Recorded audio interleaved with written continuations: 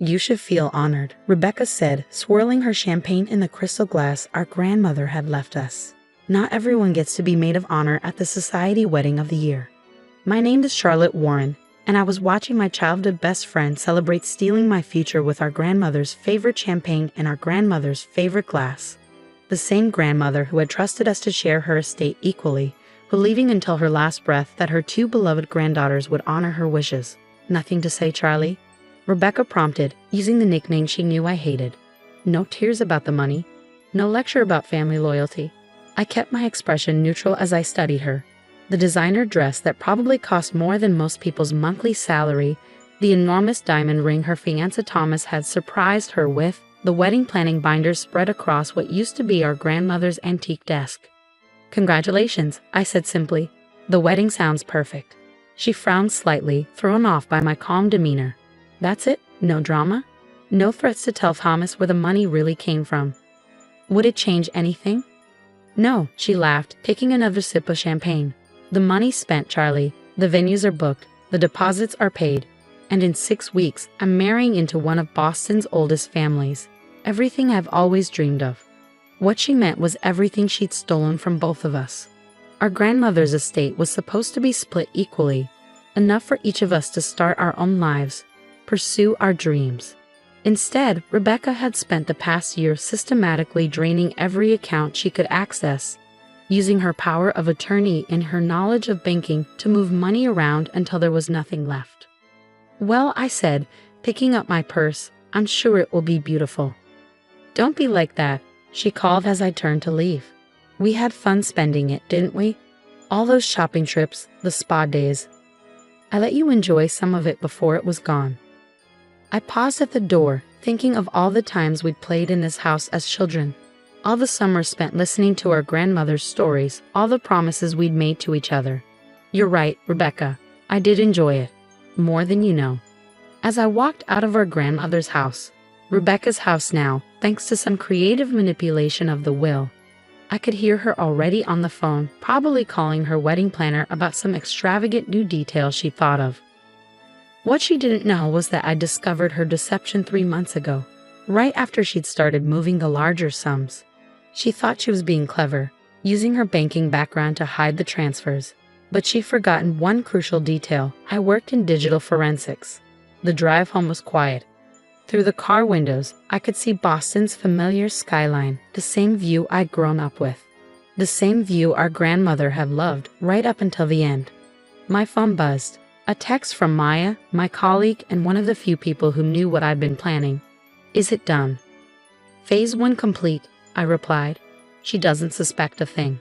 Maya was one of 3 people who knew what I'd been quietly preparing since I first discovered Rebecca's betrayal. Like me, she'd seen through the perfect facade. The extravagant spending, the whirlwind romance with Thomas, the carefully constructed image of the society bride-to-be. As I pulled into my apartment complex, I passed Mrs. Chen from next door, who gave me a sympathetic smile. She'd been friends with our grandmother, had watched Rebecca and me grow up. She knew what was happening. I'd probably seen through Rebecca's act from the beginning. Such a shame, she'd said to me last week. Your grandmother would be heartbroken. But that was where Mrs. Chen was wrong. Our grandmother hadn't been naive, she'd been strategic. What Rebecca never understood was that the estate she thought she'd cleverly stolen was only part of the picture.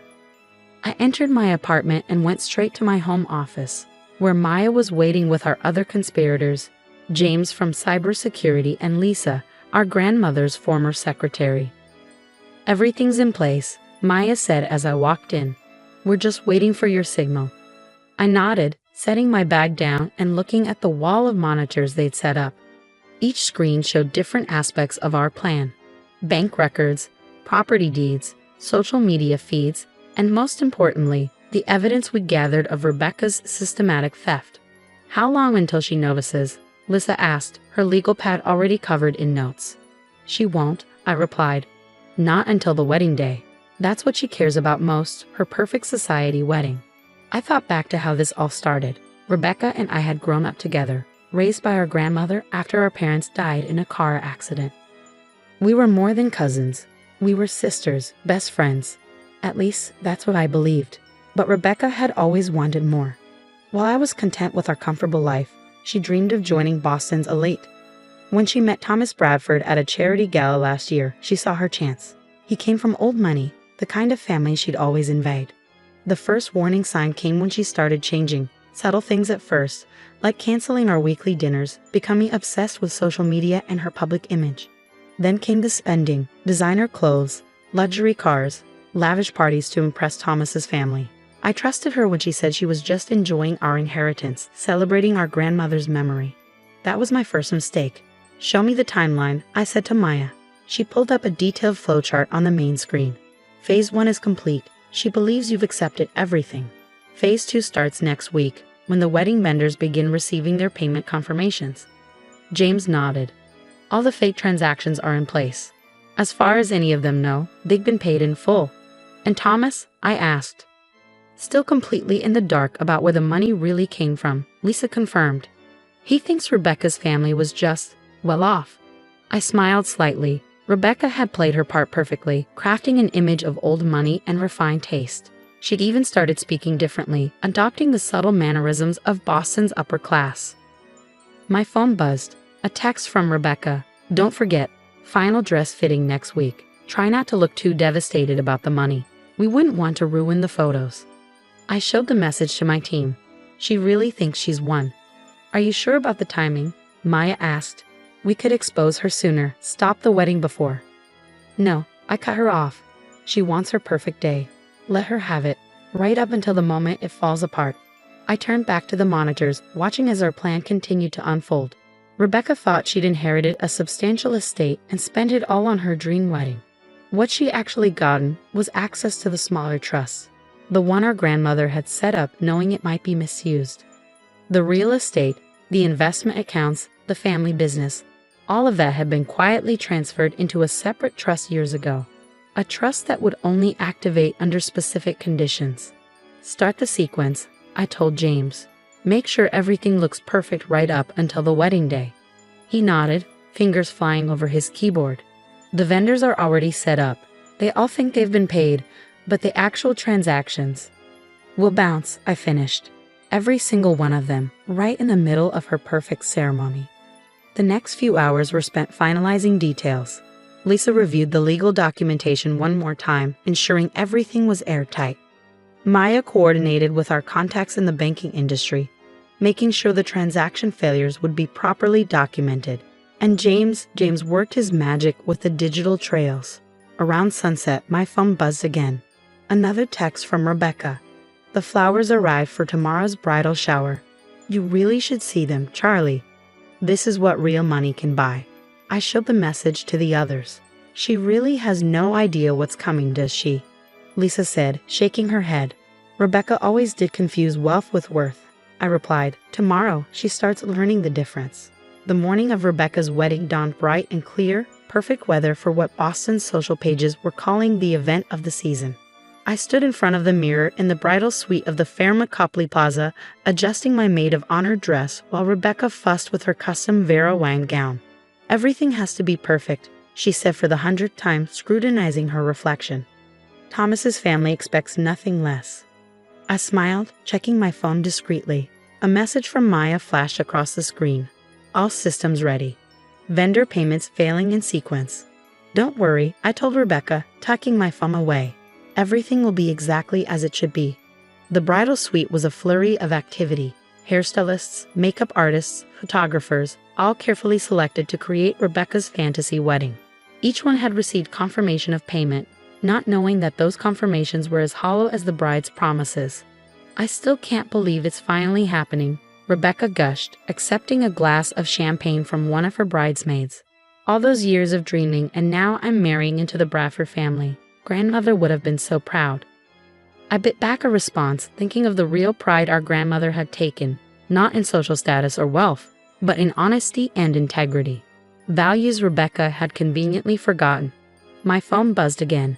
James this time. First vendor payment bounced. Florist trying to reach Rebecca. Right on schedule. "Oh God," one of the bridesmaids suddenly exclaimed, looking at her phone. "Rebecca, the florist is saying there's a problem with their payment." Rebecca's face tightened slightly, but she maintained her composed smile. It's just a mix-up. Charlie, be a dear and handle it. Of course, I said smoothly, stepping out of the suite. In the hallway, I watched the notifications start rolling in on my phone. One by one, vendor payments were being rejected. The caterer, the band, the photographer, even the hotel itself. I dialed Maya. How's it looking? Beautiful chaos, she replied. The florist is threatening to remove the arrangements, the caterer is demanding immediate payment, and the hotel manager is heading up to speak with Rebecca right now. As if on cue, I saw the manager striding down the hallway, his face set in a professional mask of concern. I stepped aside as he knocked on the bridal suite door. Miss Warren, he called. We need to discuss an urgent matter regarding payment. The door flew open, revealing Rebecca in her wedding gown, her carefully applied makeup already showing signs of stress. What do you mean, payment? Everything was handled weeks ago. I'm afraid there seems to be a problem with all the vendor payments, the manager explained. The transactions have been rejected by your bank. Rebecca's face went pale. That's impossible. I have the confirmation emails. Yes, well, the manager cleared his throat. It appears those confirmations were premature. We'll need immediate payment to proceed with the wedding. I watched as Rebecca's perfect facade began to crack. She fumbled for her phone, probably trying to access the accounts she thought were still full of our grandmother's money. This is insane, she muttered, her fingers shaking as she typed. The money was there. I checked yesterday. Problems? I asked innocently. She grabbed my arm, pulling me back into the suite. Charlie, I need you to help me fix this. There must be some mistake. Like the mistake you made when you stole my inheritance? I asked quietly. She froze, really looking at me for the first time that day. What did you do? Me? Nothing. I just made sure everyone knew exactly where their money wasn't coming from. The color drained from her face as understanding dawned. You knew? All this time? I knew everything, Rebecca. The fake transfers, the emptied accounts, even the lies you told Thomas about your family's wealth. As if summoned by his name, there was another knock at the door. Thomas's mother stood there, her face tight with barely contained fury. Rebecca, she said coldly, we need to talk. Now. The next hour was like watching a carefully constructed house of cards collapse in slow motion. The vendors began removing their unpaid services, flowers disappeared from the reception hall, catering staff packed up their equipment, the band started loading out their instruments. Thomas's family, already skeptical of their son's whirlwind romance, demanded answers about Rebecca's supposedly wealthy background. The truth about her systematic theft of our grandmother's estate came out in a rush of accusations and tears. You lied to me, Thomas demanded, his face a mask of betrayal. About everything. I did it for us, Rebecca pleaded. For our future. Our future, he laughed bitterly. There is no future, the wedding's off. As the Bradford family swept out of the hotel, taking their son and their social connections with them, Rebecca turned on me, her perfect makeup streaked with tears. How could you do this to me? She demanded. I'm your family. Family? I repeated. Family doesn't steal from each other, Rebecca. Family honors their promises. I was going to pay you back, she insisted. Once I married Thomas. No, I cut her off. You were going to keep taking, just like you always have. But not anymore. I pulled out an envelope, the real reason I'd let this charade continue so long. Grandmother left more than just the money you stole, I explained, watching her face as understanding dawned. She left instructions, conditions for the real inheritance. Real inheritance? Rebecca whispered. The family business, the properties, the investment accounts, all held in a separate trust. A trust that would only activate if one of us proved worthy of it. And you think you're worthy? She spat. No, I said quietly. I think neither of us was until today. Grandmother knew one of us might be tempted to take advantage of the other. This was her test, to see who would choose integrity over greed. The implications of what she'd done, not just to me, but to her own future, finally seemed to hit Rebecca. She sank into a chair, her perfect wedding dress crumpling around her. What happens now? She asked, her voice small. Now? Now you start over. Without the stolen money, without the fake status, without the lies. Maybe then you'll remember what really matters. I left her there, surrounded by the ruins of her perfect day. Outside the hotel, Maya, James, and Lisa were waiting. Well? Maya asked. It's done, I replied. Everything exactly as grandmother planned. Lisa smiled sadly. She would be proud, not of the deception, but of the lesson. I nodded, thinking of all the summers spent listening to our grandmother's stories about integrity, about doing what's right even when it's hard. She had known this day might come, had prepared for it in her own way. The next few weeks were a blur of legal proceedings and media coverage. The story of the society wedding that wasn't made all the local papers. Rebecca's carefully constructed image crumbled as the truth about her theft came to light. She left Boston shortly after, unable to face the social humiliation. Last I heard, she was working at a bank in Seattle, starting over from scratch.